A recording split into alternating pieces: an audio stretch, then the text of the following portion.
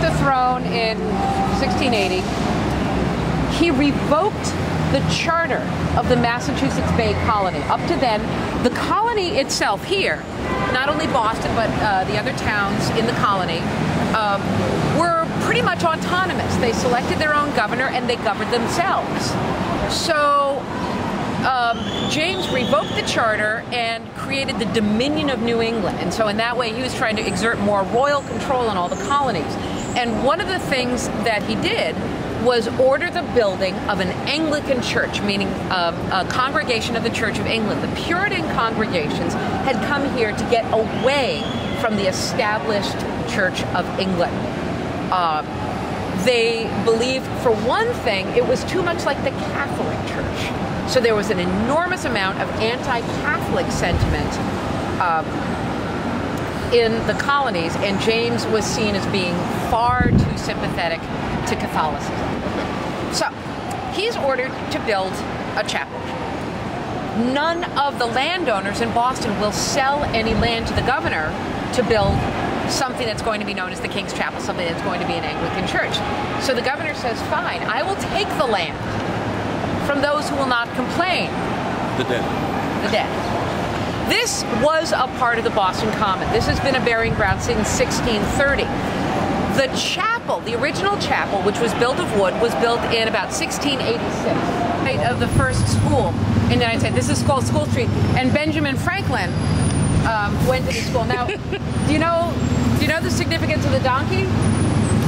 So, in the U.S., we have only two political parties. People keep trying to start other political parties, but they can't. We have Republicans and we have Democrats.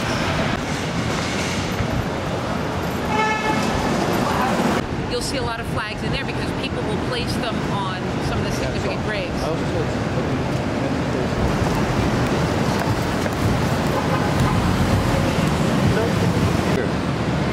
What's that down there? Well, there was at the time a church back there.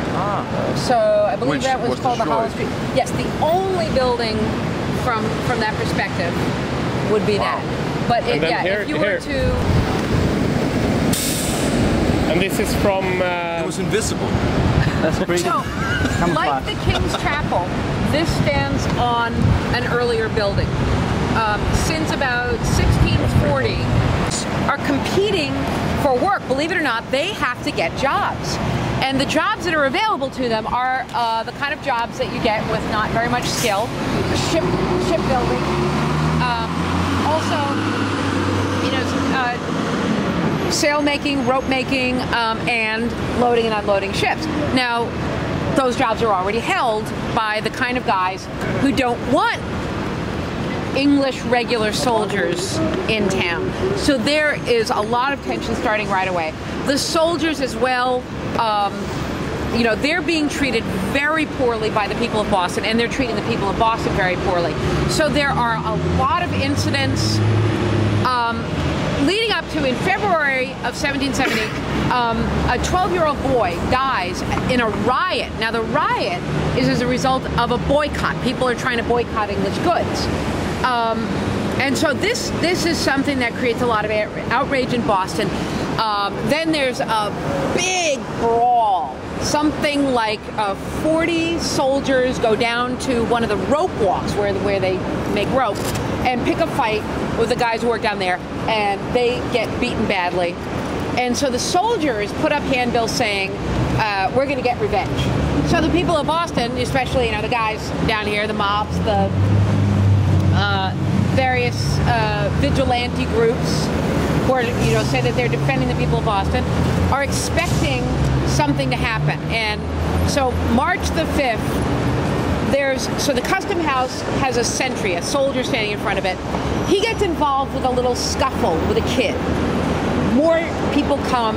Soon you've got a mob here, and they're finding the trouble that they've been looking for.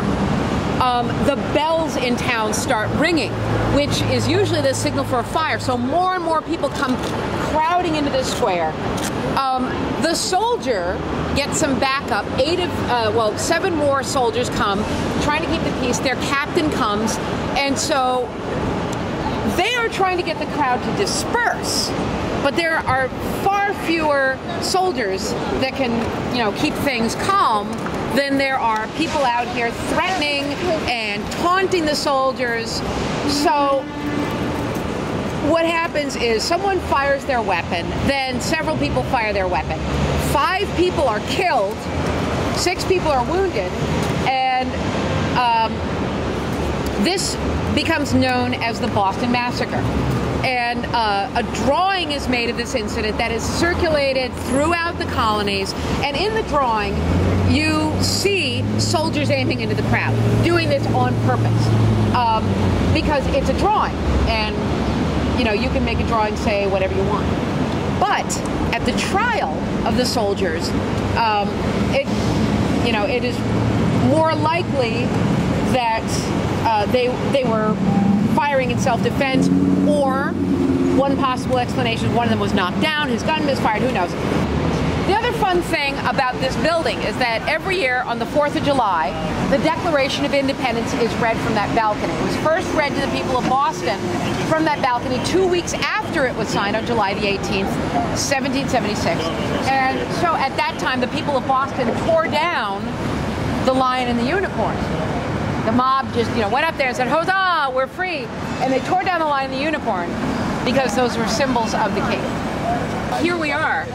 So in that picture, you can see, the town dock was right in front of it, and the Long Wharf. That's where the flagpole that we were looking at from the end of the old State House. So this was the Boston Harbor. So from here we're going to the Paul Revere House, the Old North Church, and then we're going to walk over to Bunker Hill and the Constitution. There's ones that we do. There's only a couple of days. So to that end, there is a tour of the second half. would anybody object if I did? There used to be a highway that cut right across where we went to that lovely park. This part of the city, the waterfront is all the way around us, and it was very heavily industrial. It was very crowded. So, the big economic development passed the north end by. But on the plus side, it also never got built up with businesses, so it's retained what it has, which is history, charm. And in 1770, Paul Revere's family moved into this house. So this is the oldest house in Boston. It was built in 1680. At the time, it was a mansion for a merchant. By the time Paul Revere moved in here, it looked very different because they'd sort of added a third story on. They had built dormers so that there was more room. His family turned it into a museum in about 1905. So this house and the house next to it are preserved as historic sites. And so this whole area is called North Square. So how long are you in town? A couple of days. Yeah. Leaving tomorrow. Where else are you going? It took them 3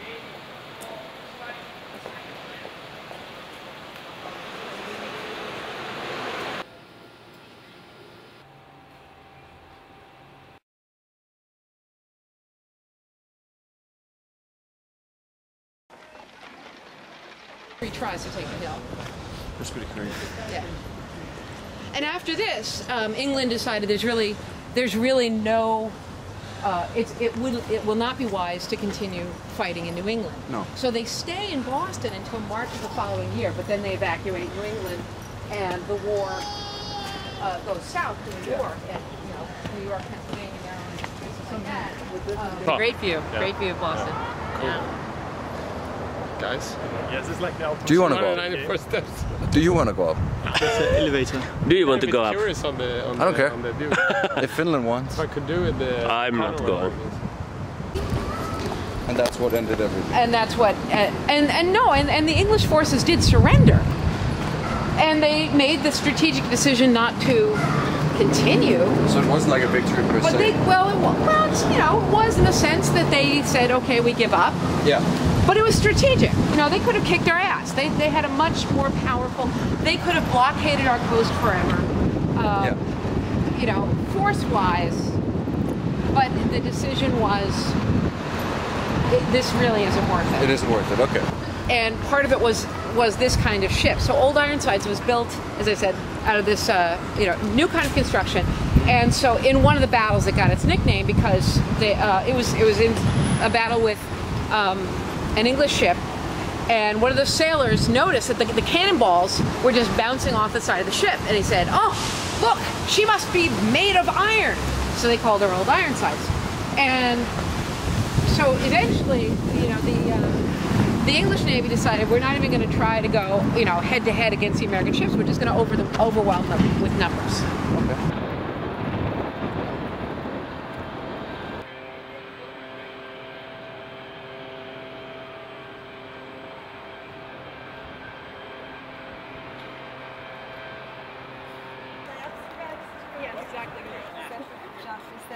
¿Sabes qué te edito?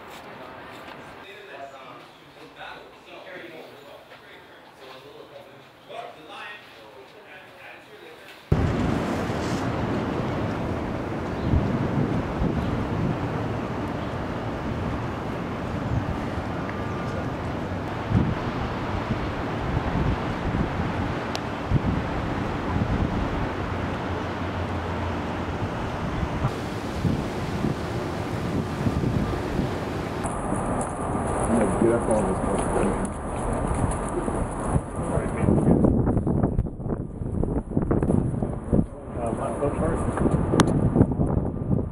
That's how you board a ship. Yes. I switch that around.